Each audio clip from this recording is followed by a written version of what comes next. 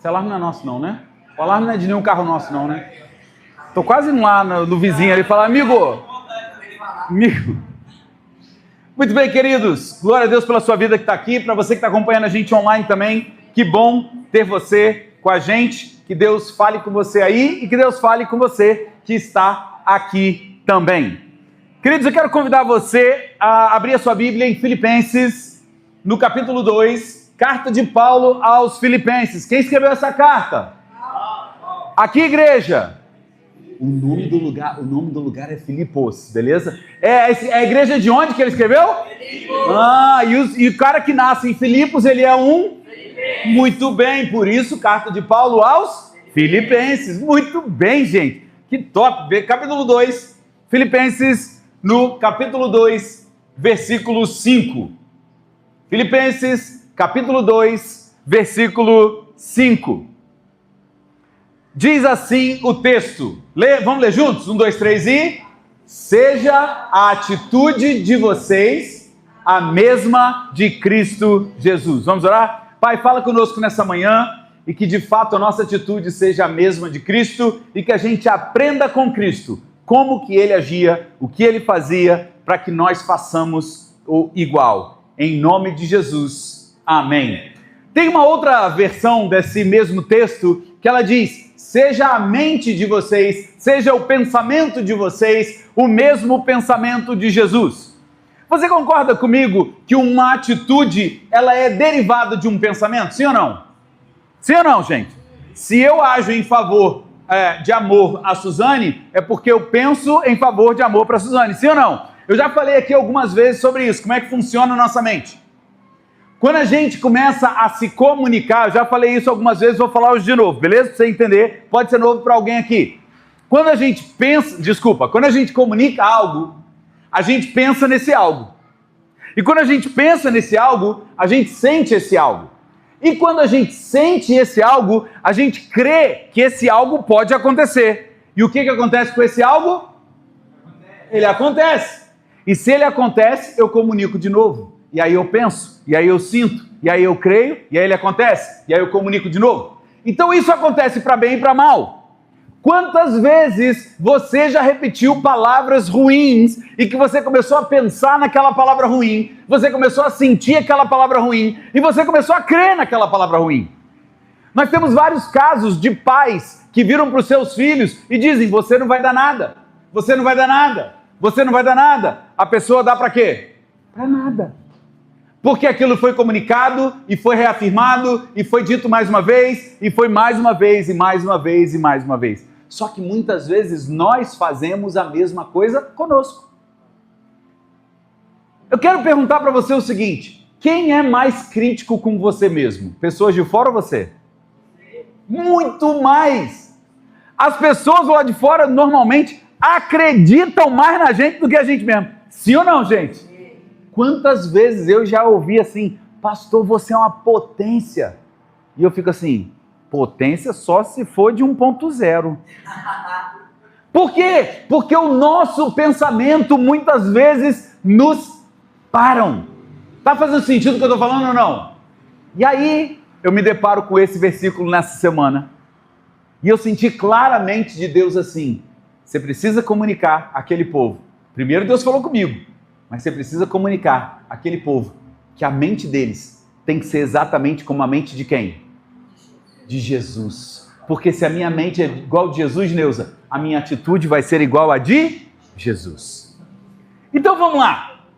Eu quero ler com você e explorar um pouco mais sobre o que Paulo fala nessa carta aos Filipenses, que ele começa no versículo 1, do mesmo capítulo 2 de Filipenses, no versículo 1, ele começa esse capítulo dizendo o seguinte: se por estarmos em Cristo, nós temos alguma motivação, alguma exortação de amor, alguma comunhão no Espírito, alguma profunda afeição e compaixão. Ele está dizendo o seguinte: ele está escrevendo para uma galera fora da igreja ou uma galera da igreja? Da igreja. Se ele está escrevendo a uma igreja, ele está escrevendo a pessoas que falam a mesma língua, sim ou não? Exatamente como a gente está fazendo aqui hoje.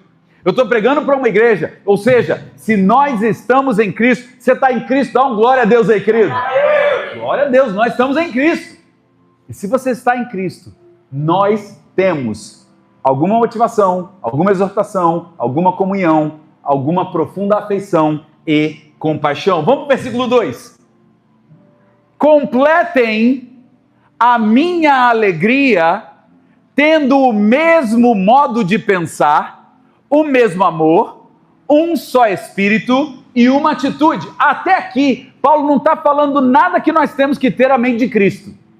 Até aqui o que Paulo está dizendo é o seguinte: nós estamos em Cristo, sim ou não? Então somos uma família.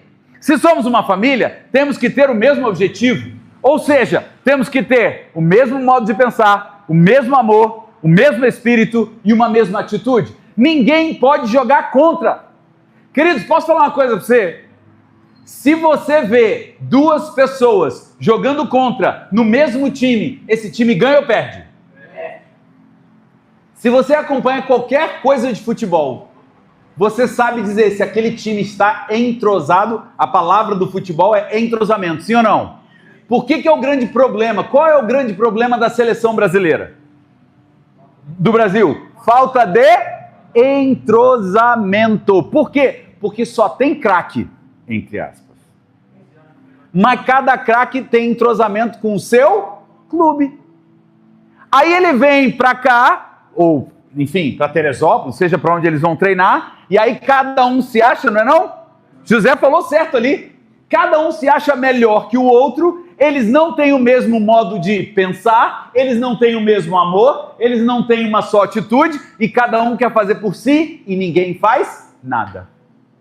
Porque o futebol é um time coletivo, diferente do tênis. A igreja de Cristo, queridos, a igreja de Cristo, se fôssemos comparar, está mais parecido com um time de futebol ou mais parecido com um tenista? Time de futebol. Nós jogamos na coletividade.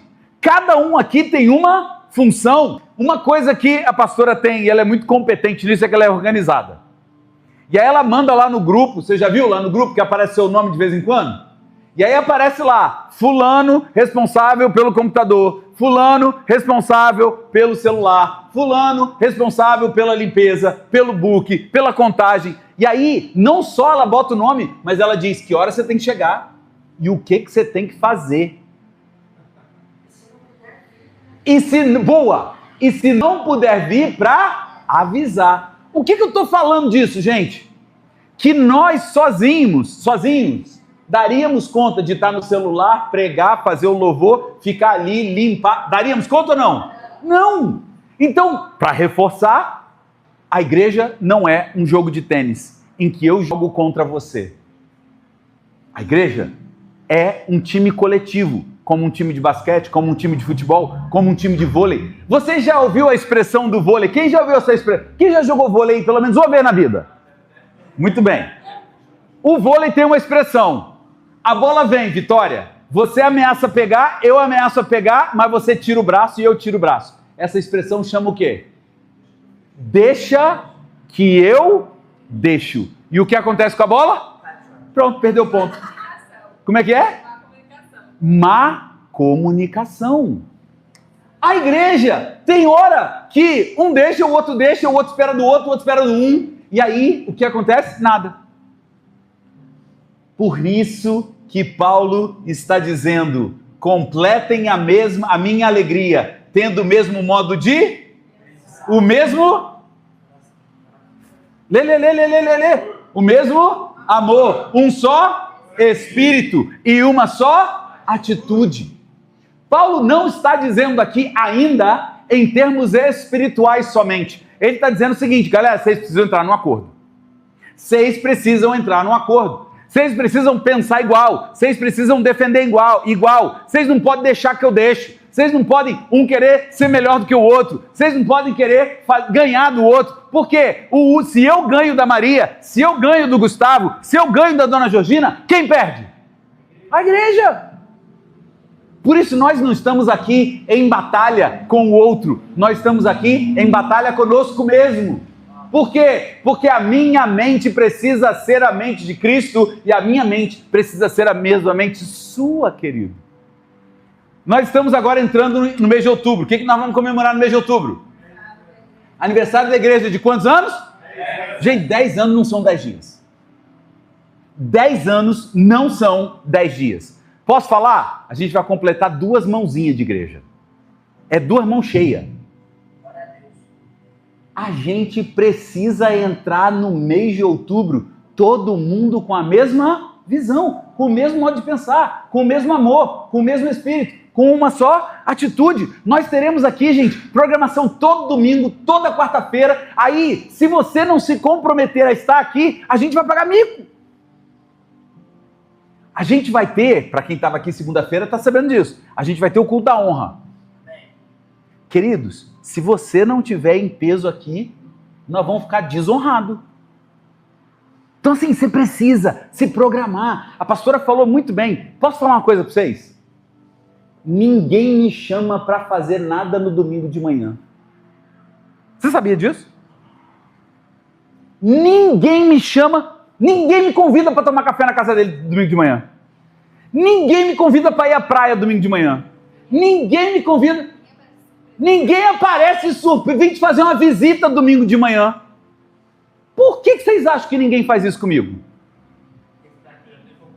Porque todo mundo sabe que eu tenho um compromisso. Eu já contei essa história para vocês. Uma vez um cara virou para mim e falou assim: pastor, tá difícil viver nesse mundo hoje, pastor. Eu falei, é mesmo? Por quê, querido? Porque a mulherada cai matando, pastor. E o rapaz nem era tão assim afeiçoado. Sabe o que eu estou dizendo? Ele era fraco de feição, José. Era até gente boa. Ele era gente boa. Ele era feliz, inclusive. Mas era fraco. Cheguei em casa, eu cheguei arrasado. Falei para a pastora assim: eu sou feio demais, muito feio, horroroso ou tenebroso?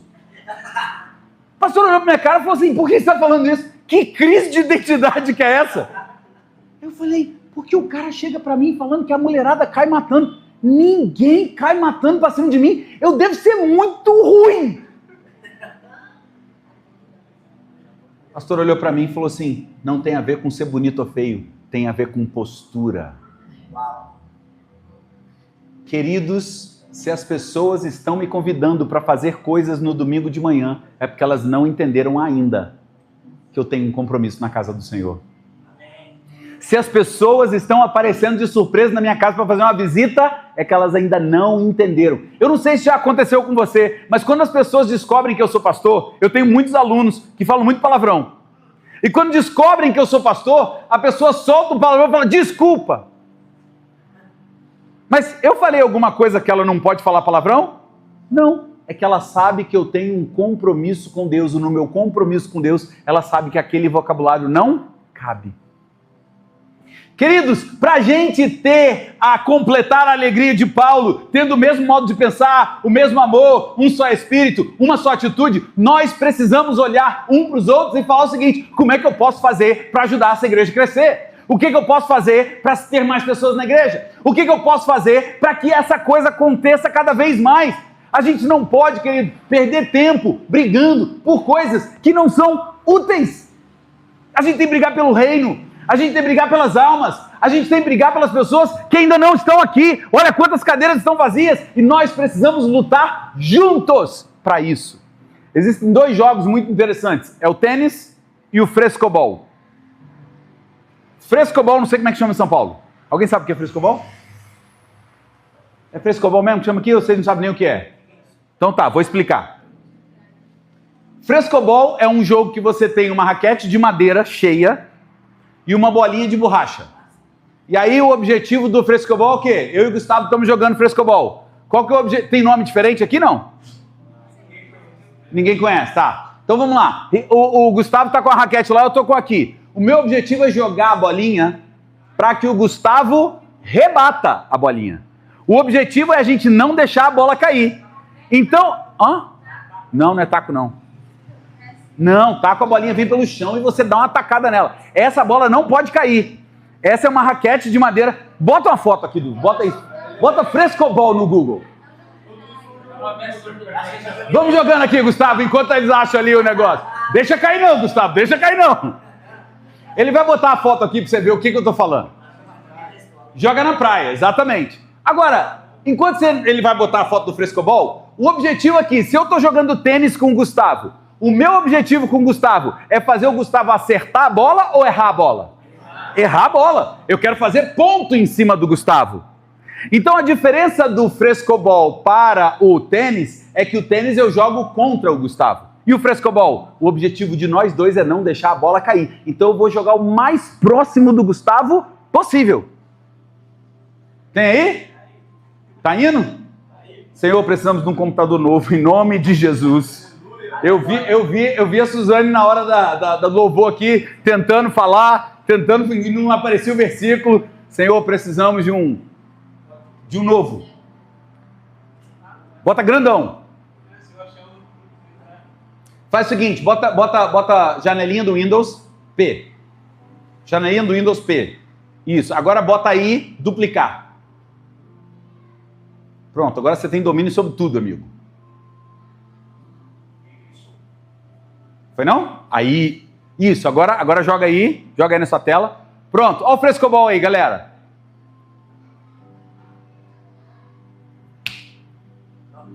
Ó, a ideia é isso aqui, tá vendo? A raquete é cheia, não é vazado igual do tênis, é uma bolinha de borracha e o outro tem uma outra raquete. E o objetivo é um jogar para o outro e não contra o outro. O objetivo é eu jogar para o Gustavo rebater. Ele rebate, eu rebato. E quanto mais a gente rebater, melhor a gente vai ficando nesse negócio. Próxima vez que você for numa praia, você repara o frescobol. É bem legal. Mas vamos voltar. Obrigado, amigos, queridos, pelo frescobol. Agora bota o janelinha P. Não no domingo, Gustavo. Excelente observação. Vai que alguém não entendeu essa parte. Adorei. Muito bom. Então, queridos, Paulo está dizendo na primeira parte aqui, no primeiro ponto, ele está dizendo o seguinte: para ter a mente de Cristo, precisamos ter uma unidade. Diga assim, para eu ter a mente de Cristo, eu preciso ter unidade. Então, o que significa? Significa não pensar em mim mesmo somente, mas pensar num todo. Eu não sei se vocês viram, eu não vou entrar em questões políticas, tudo bem? Mas eu não sei se vocês viram o assassinato do Charlie Kirk nos Estados Unidos. Vocês viram isso? Vocês viram o menino que foi entregue à polícia? Viram ou não? O menino que tá suspeita se foi ele ou não, mas enfim, o principal suspeito para a morte de Charlie Kirk foi entregue à polícia por alguém. Alguém sabe quem o entregou? Vocês sabem por que o pai entregou? Porque para os Estados Unidos ou para um americano, a nação está acima dos interesses pessoais. E se o meu filho matou alguém que era uma representação do país, o meu filho tem que ser preso. Porque o meu filho é menos importante do que o meu país. Não estou falando se eles estão certos ou se eles estão errados. O que eu estou dizendo é que é assim que eles pensam. Nos Estados Unidos, se alguém vira alguém sendo assaltado, eu já falei isso aqui várias vezes, todo cidadão americano é um policial. Se um americano vira o outro sendo assaltado, ele vai partir para cima, ele vai lá defender, ele vai chamar a polícia. Aqui a gente faz o quê? Dá a volta no quarteirão. Corre! Eu não estou falando que a gente está certo ou está errado. Eu estou falando que a cultura nossa é diferente da cultura nos Estados Unidos. Para eles, o país está acima dos interesses pessoais. Queridos, lá tem esquerda e direita também. Os democratas são esquerda, os republicanos são direita. E várias vezes democratas e republicanos votam em coisas em comum, porque a ideologia é colocada de lado para o país ser abençoado. Faz sentido ou não? É isso que nós precisamos ter aqui na igreja. Nós precisamos ter uma mesma mentalidade. É assim que funciona a mente de Cristo. Cristo chega a dizer o quê? Que eles sejam um, assim como eu e o Pai somos um. É a oração de Jesus por nós. Então diga assim, em primeiro lugar, a mente de Cristo exige unidade. Segundo lugar, versículos 6 a 8 do próprio capítulo 2 de Filipenses. Versículos 6 a 8 do próprio capítulo 2, que embora sendo Deus, está falando de quem aqui? Está falando de quem aqui? Está falando de quem aqui? Jesus, que embora sendo Deus, não considerou que o ser igual a Deus era algo que o deveria apegar-se, mas esvaziou-se a si mesmo, vindo a ser servo, tornando-se semelhante a homens. Mais um, e sendo encontrado em forma humana, humilhou-se a si mesmo e foi obediente até a morte e morte de cruz. De verdade, gente, Jesus precisava ter morrido na cruz? Sendo Deus, ele precisava morrer na cruz? Mas ele escolhe morrer na cruz por amor a mim e a você. Ele escolhe esvaziar-se de Deus. Deixa eu falar uma coisa para você. Tem hora que eu e você precisamos olhar para o reino e falar o seguinte, a frase de Sócrates. Qual a frase mais conhecida de Sócrates? Só sei que nada sei. Quanto mais Sócrates estudava, quanto mais Sócrates compreendia das coisas, mais ele percebia que ele sabia nada.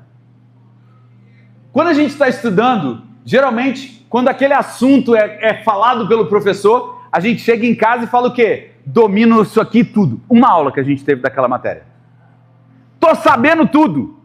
Daqui a pouco você vai estudando e você vai descobrindo que tem muito mais coisas, muito mais coisas, muito mais coisas. Eu lembro que no seminário, um professor falou assim pra gente, quando você entra no seminário, você acha que só falta isso aqui para conhecer Deus. Aí, por quê? Porque o círculo é como se fosse assim, né? O círculo é desse tamanho, então só falta isso aqui para eu conhecer. Se o círculo é desse tamanho, só falta isso para eu conhecer Deus. Até que você descobre, quanto mais você lê a Bíblia, quanto mais você lê teólogos, quanto mais você vai se aprofundando em Deus, que Deus é muito maior do que aquilo que você conhecia. E que aquilo que você achava que faltava para conhecer Deus, na verdade é tudo que você conhece sobre Deus, que ainda falta todo um resto. Queridos, a nossa atitude, a exemplo de Cristo, é não se considerar bom demais. Porque quando a gente se considera bom demais, sabe o que acontece com a gente? A gente cai. Lá na primeira de São Paulo, quando a pastora Su e eu morávamos em São Paulo e pastoreávamos lá, começou um projeto dentro da Cracolândia, chamado Cristolândia. E os caras que eram recuperados, eles eram trazidos para ser levados ao centro de recuperação. E sabe qual eram os caras que tinham recaída maior? Quando eles falavam uma frase. Sabe qual era a frase? Já tô bom. Quando o cara que era viciado, aqui chama de noia também? Quando noia saía da noiice dele, encontrava Jesus, ia para o centro de recuperação, e lá ele começava a se desintoxicar da droga, ele falava a seguinte frase, já tô bom. E nesse já tô bom, o que acontecia com ele? Caía de novo. Porque o grande problema é a gente achar que a gente é autossuficiente. A gente precisa olhar para Cristo e falar o centro da cruz. Qual foi o centro da cruz? Jesus esvaziar-se de si mesmo. Jesus olhar e falar, eu sou Deus, mas mesmo sendo Deus, eu vou me esvaziar e eu vou morrer para salvar a humanidade. Que amor é esse, querido? Que amor é esse? Segundo lugar, queridos, o caminho de Cristo não foi o caminho da glória. O caminho de Cristo foi o caminho do esvaziamento. Então diga assim comigo, para eu ter a mente de Cristo, eu preciso me esvaziar.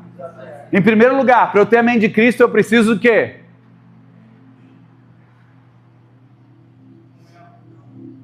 Vocês estão aqui ou não? Mas tem uma palavra. Precisa de unidade. Então vamos de novo? Vou começar minha palavra de novo. Estou zoando. Mas vamos lá, fala comigo em primeiro lugar para você decorar, querido. Não vou não. Eu sei que tá calor, eu sei que você tá com fome, eu sei disso tudo. Mas fique tranquilo, eu saí mais cedo de casa do que você, eu não tomei café ainda, então eu tô com mais fome que você. Relaxa, vai dar tudo certo. Primeiro lugar, para eu ter a mente de Cristo, fala comigo, para eu ter a mente de Cristo, de novo, para eu ter a mente de Cristo, eu preciso ter unidade. Segundo lugar, para eu ter a mente de Cristo, eu preciso me esvaziar. Primeiro lugar, para eu ter a mente de Cristo, eu preciso... Boa, galera do YouTube! Segundo, para eu ter a mente de Cristo, eu preciso me esvaziar, assim como Cristo fez. Em terceiro lugar, para eu ter a cabeça ou a mente de Cristo, eu preciso me humilhar, ou seja, ser humilde. Me humilhar não, vou voltar aqui, ser humilde. Por quê? Porque no versículo 8 que a gente leu, e sendo encontrado em forma humana, o que ele fez? Humilhou-se a si mesmo e foi obediente até a morte e morte de cruz. Para eu ter a mente de Cristo, querido, eu preciso ser obediente à palavra. Porque tem muita gente que conhece a palavra, mas não obedece. Tem muita gente que conhece a palavra, mas não obedece. Tem muita gente eu tinha uma música na minha infância, que a gente cantava na igreja, que era assim, ó. Domingueiro nunca queira ser, no domingo ele é santarrão, na segunda, terça, quarta, quinta e sexta, sábado não é santo não. Gente, tem um monte de gente nas igrejas, aqui em Taubaté não tem. Glória a Deus. Mas em Resende tem, em Barra Mansa tem, em Volta Redonda, Caçapava, São José, todos os lugares tem. O domingueiro. O que é o domingueiro? Domingueiro é o santarrão no domingo. Vem aqui, levanta a mão e chora e canta e ora, mas não segue a palavra. É pilantra. Eu lembro de uma palavra do pastor Leandro que ele pregava sobre isso. Pessoas que chegam à igreja, mas não se convertem. O cara era pilantra lá fora, agora ele é crente pilantra. Esse cara se converteu? Não, ele chegou para a igreja. A piriguete. Era piriguete lá fora. Vem para a igreja, agora é o quê? Crente piriguete. Gente, tem igreja que tem crente piriguete, acreditem nisso. Tem igreja que tem crente pilantra. Tem igreja que tem crente 171. 71. Como é que é essa expressão em São Paulo? Tem? No Rio isso é muito comum. E, na verdade, não é nem 71. No Rio é assim, ó. Fulano é 7. O que é 7? Vem do código, acho que penal, 171. O que é o 171? O estelionatário. É o cara que passa a perna nos outros. Então o pilantra no Rio tem um apelido. Qual que é o apelido do pilantra no Rio? 171 que virou 71 que virou 7. Próximo vai ser fulano. Por quê? Porque o crente que continua dando cano nos outros, ele se converteu, querido? Não, ele só chegou para a igreja. É por isso que eu tenho dificuldade quando alguém fala assim, quando eu cheguei para a igreja, aí eu devolvo a pergunta, e quando você se converteu? Porque chegar para a igreja, o pilantra vai ser crente pilantra. A piriguete vai ser crente piriguete. O 71 vai ser crente 71. Entende ou não? Então nós precisamos, querido, que nós nos humilhemos, sejamos humildes e obedeçamos. Até se o Senhor nos pedir a morte. Até porque Ele já pede, sabia? Você sabia que o Senhor nos pede a morte? Porque aquele que tentar viver, morrerá. Mas aquele que morrer para si mesmo, esse viverá. Só tem como uma semente frutificar se ela morrer. Enquanto você continua tentando ser semente, você não vai frutificar, querido. Mas enquanto você entender que você precisa morrer para você mesmo e obedecer a Cristo, acabou. Como seria legal se a gente lesse na Bíblia e a gente mudasse assim, ó? Sim ou não? Por exemplo, você leu na Bíblia lá, eu tenho que perdoar o meu irmão. Tá bom, pega o telefone. Irmão, eu estou te perdoando agora. Me perdoa por qualquer coisa e acabou. Seria tão bom se a gente lesse na Bíblia e a coisa acontecesse automaticamente. Agora, por que não acontece? E aqui vem o meu quarto e último ponto.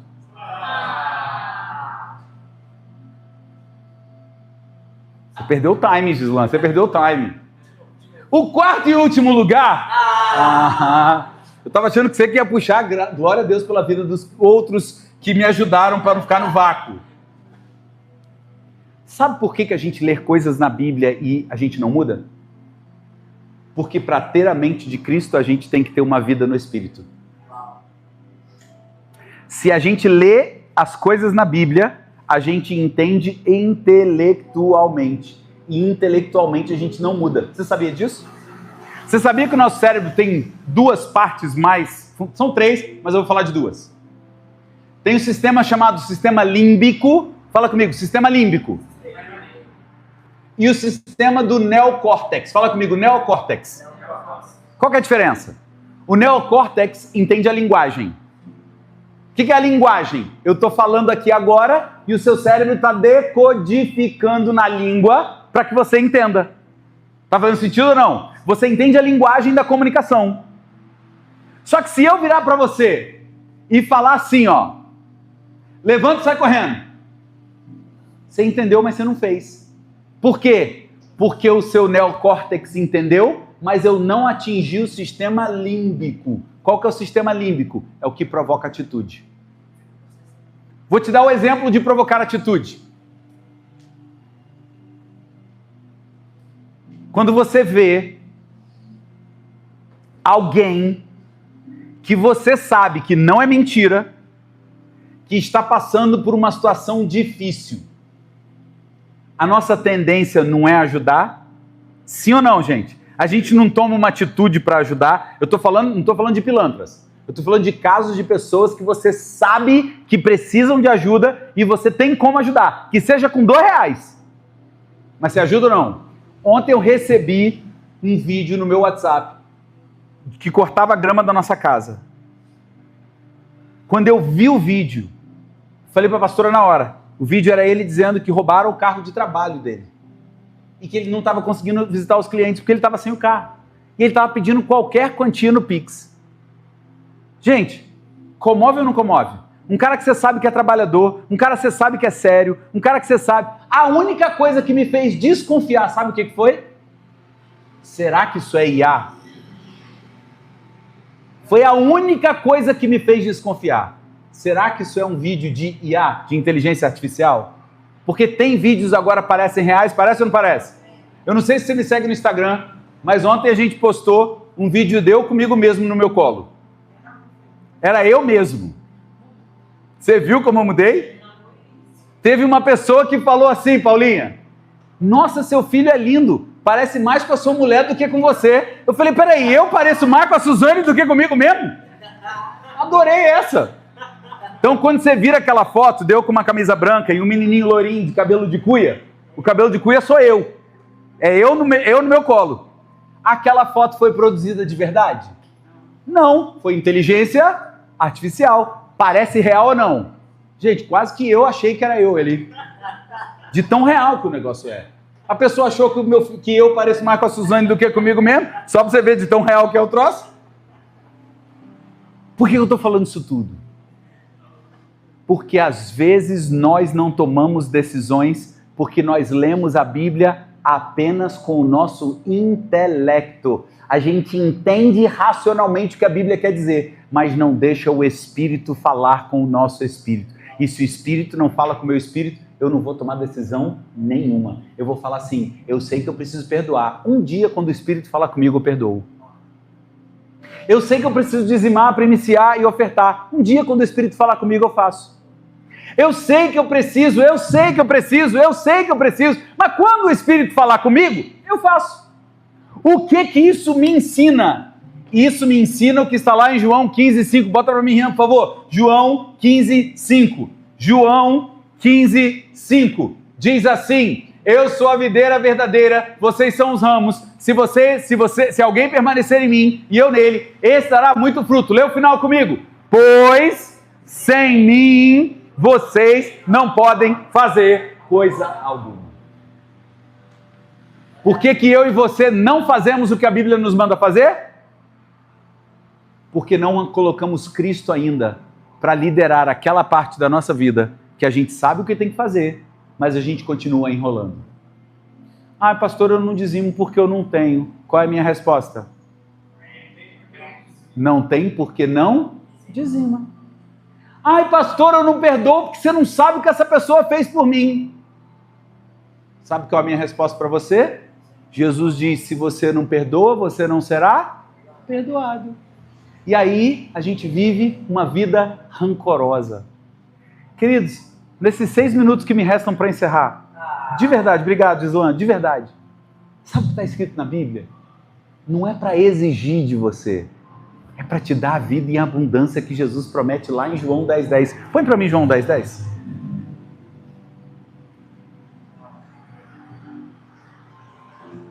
O ladrão vem apenas para quê? Roubar, matar e destruir. Para aqui. enquanto você não faz aquilo que a Bíblia te manda fazer, você vai ser roubado, a sua fé vai morrer, a sua alegria vai ser destruída, a sua vida vai ser cercada por opressão. Porque é assim que funciona. Se eu não estou em Cristo em todas as áreas, naquela área que eu não estou em Cristo, tem uma opressão ali me dominando. Mas o que Jesus diz, queridos? Eu encerro a minha palavra com isso aqui. Vamos juntos? 1, 2, 3 e... Eu vim para que tenham vida e a tenham plenamente. Em outras versões, em abundância. Sabe o que é abundância? É quando você abre a torneira da sua casa e sai água para danar. Se já faltou água na sua casa, você sabe do que eu estou falando. O que é abrir a torneira e não sair nada? É ruim ou não, gente? Você tem que lavar a louça sei lá como. No balde pegando na casa do vizinho. Mas quando você... É porque a gente não valoriza isso, porque pra gente é tão comum. Queridos, eu cheguei a reclamar da pressão da água aqui da igreja. Meu Deus, a pressão aqui é muito forte. Enquanto que tem gente que não tem uma gota d'água. Queria ter um mínimo de pressão necessária. E eu reclamando da pressão daqui. O que eu quero dizer é que Jesus, Ele quer que você cumpra tudo o que está na Bíblia. Ele quer que você tenha a mente dele, de ter unidade. Qual é o segundo lugar? De esvaziar de si mesmo. Terceiro lugar, de ser obediente. Sabe para quê? Para que você tenha vida e vida em abundância. Só que a gente só vai conseguir isso se a gente tiver o Espírito dentro de nós, agindo livremente dentro de nós. Você tem o Espírito dentro de você, sim ou não? Você tem ou não? Só que você sabia que você tem o poder de pará-lo? Você tem o poder de neutralizá-lo? Você tem o poder de extinguir. Tanto é que Paulo, escrevendo a carta aos Coríntios, ele diz: ei, não extinguais o Espírito. O que significa isso? Não faça ele extinguir. Eu vou te falar o que é extinguir para encerrar. Já falei encerrar 3 vezes, né? Na 4ª eu encerro. Qual é o papel do bombeiro? Apagar o fogo. Mas o que é apagar o fogo? Diga para mim, diga comigo assim, ó. Extinguir o fogo. O que é extinguir? É matar de forma que ele não volte mais. Ali fora a gente tem um negócio vermelho, ali a gente tem um negócio. O que é aquele negócio ali? Como é que é o nome daquele aparelho vermelhinho ali? Extintor. Por quê? Porque a ideia é extinguir o fogo. É acabar com o fogo. E tem gente extinguindo o espírito. Sabe por quê? Porque está botando o intelecto acima do espírito. Isso é tão forte, queridos, que quando os discípulos, 9 horas da manhã, estão agindo como se estivessem bêbados, os caras falam assim: por que esses caras estão bêbados? Pedro fala assim: eles estão bêbados não, rapaz. Eles estão cheios do Espírito. O Espírito me faz e te faz fazer coisas que na nossa racionalidade a gente nunca faria. Nunca faria. Mas o Espírito não está preocupado com a sua reputação diante dos homens. O Espírito está preocupado com a sua reputação diante do Pai. Está fazendo sentido, sim ou não? Eu espero que você absorva essa palavra nessa manhã. E se ela foi tão pesada que você não conseguiu prestar atenção, amanhã ela vai estar no YouTube. E eu te convido a assistir essa palavra pelo menos umas 5 vezes. Até que essa palavra não atinja o seu neocórtex, mas ela atinge o seu sistema límbico, que é o qual provoca as suas emoções e mudanças. A minha oração, queridos, é que o Espírito fale com você e que isso seja um agente de mudança na sua vida. Amém? Amém. Você recebe essa palavra nessa manhã? Vamos orar? Querido Deus, nós precisamos do Teu Espírito. Porque se não for o Teu Espírito, a gente vai entender essa palavra de uma forma racional e intelectual, mas a gente não vai entender da maneira que o Senhor quer que a gente entenda. O Senhor quer provocar mudanças a partir da minha vida. E nós precisamos do Teu Espírito para que essas mudanças venham e para que de verdade a gente seja aquilo que o Senhor quer que nós sejamos. Por isso, ó Deus, fala conosco ao reagirmos a essa palavra. Fala conosco a nós olharmos mais uma vez para essa palavra. E que a tua palavra tenha o poder de mudar aquilo que precisa ser mudado em nós. Em nome de Jesus. Amém.